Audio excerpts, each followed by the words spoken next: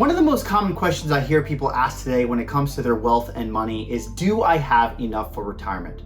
Or what is my retirement number and am I on track? Well, there's no doubt that this is one of the most common questions that people have because according to recent studies and recent findings, 74% of Americans have a financial regret, most frequently not saving early enough for retirement. 55% of Americans feel that they're behind on their retirement savings, and about 4 in 10 Americans feel that they're never going to be able to retire at all. Now, these stats are staggering, and there's no shock that there is a huge financial literacy gap in this country. And if you're watching this video, you might have some of the same concerns or feelings about your retirement situation and your ability to plan, prepare, and be exactly where you want to be for your retirement journey. Well, the good news is that we're going to cover in this video exactly how to plan and prepare for retirement. Again, my name is Greg Drozdow. Welcome to my channel where we provide the knowledge, tools, and strategies you need to help you build, protect, and define your own true wealth to empower your life and become more financially free.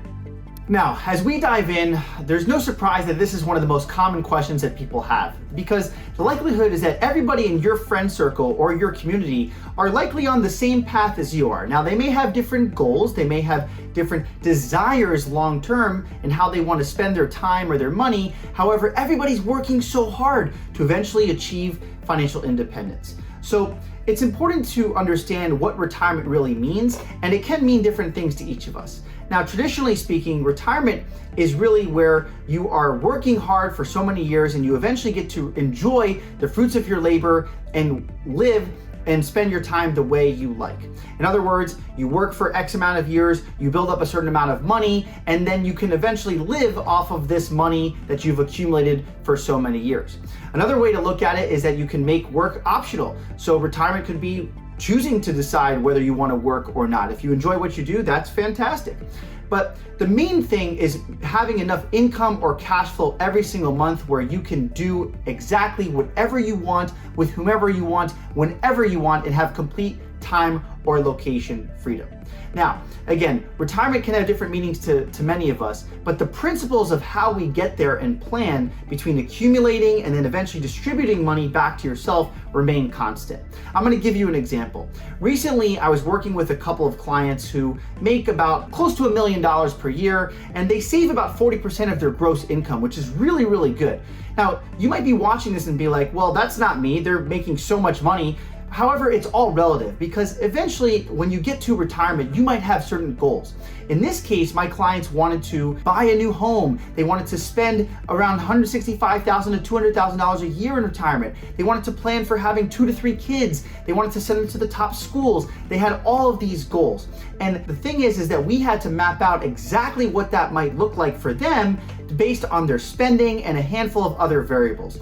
So again, everyone's goals long-term might be different. Yours might be different than your friends or your parents or your family members. That's okay. However, the principles of how we get to plan for retirement remain the same. So we're going to go ahead and dive into exactly what you need to do and these simple principles to preparing for retirement. Let's go ahead and dive in. So when it comes to retirement planning, there are 2 key phases. Number 1 is the accumulation phase, and number 2 is the distribution phase. Now, the accumulation phase is where your retirement journey is going to begin. So here is where you want to focus on growth.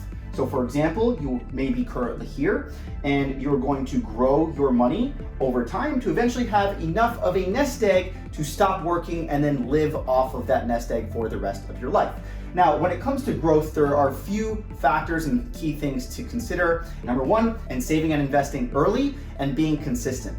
The power of compounding can work wonders for you, and time is your greatest ally when it comes to building wealth. So the sooner that you start, the longer time horizon that you'll have for that money to grow and eventually have enough or more money than you hoped to eventually retire.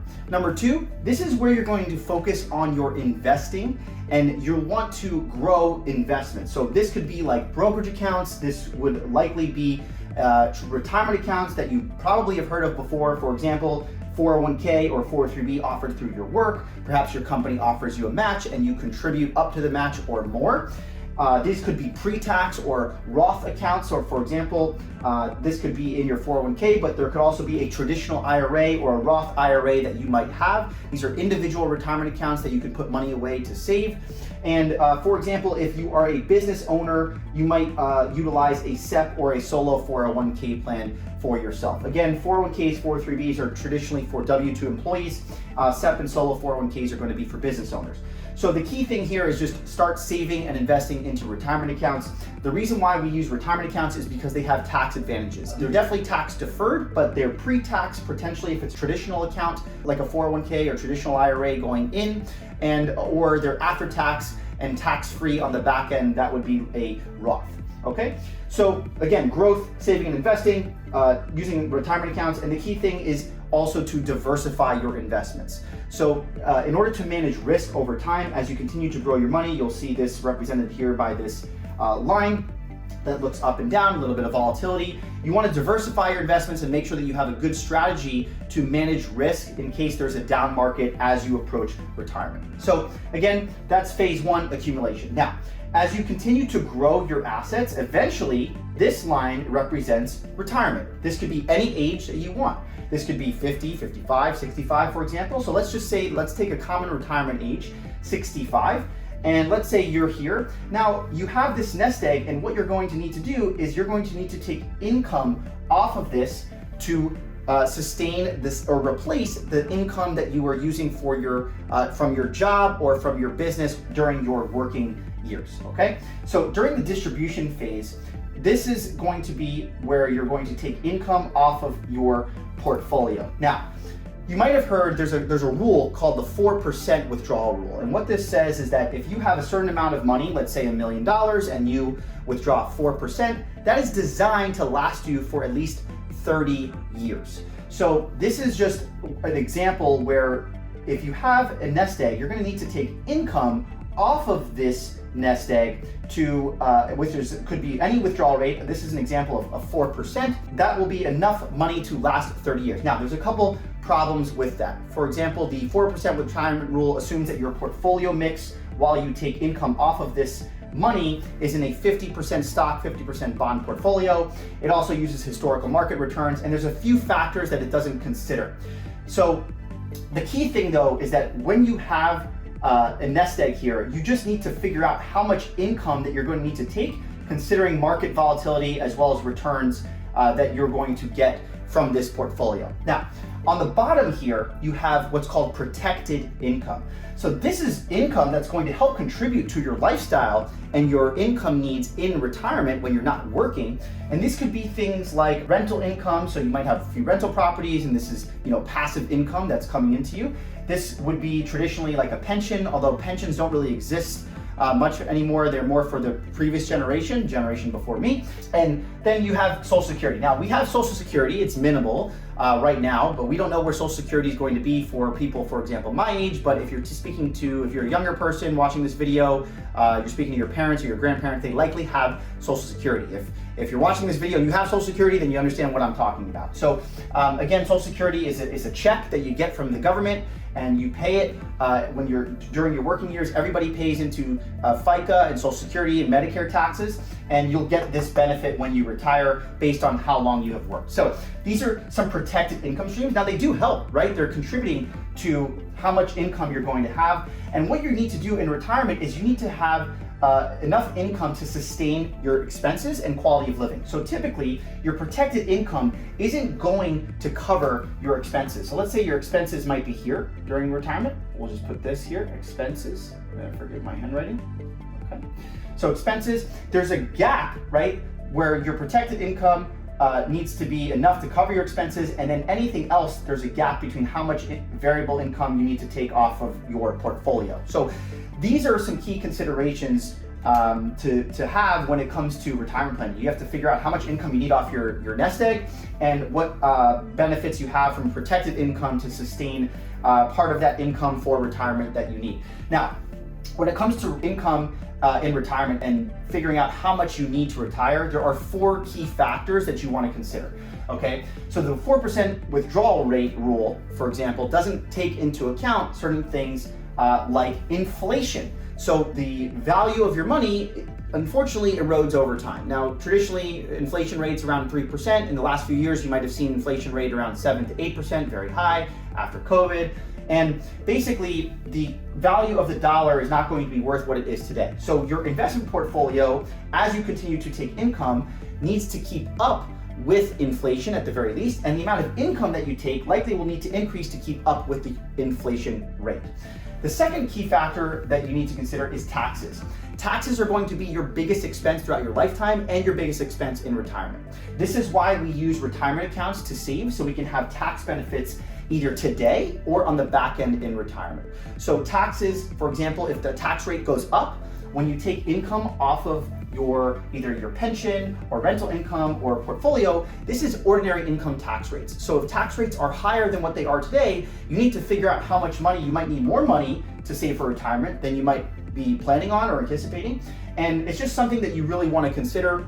And again, depending on how you save into retirement accounts can also determine whether you have tax-free income later for retirement or whether you're going to acquire more taxable income when you retire. A third factor that you want to consider when it comes to retirement planning is going to be your healthcare costs. As we all know, healthcare, health is wealth, right? So health is one of the most important things you need. It determines how long you're going to live, which is longevity. We'll get there in a second.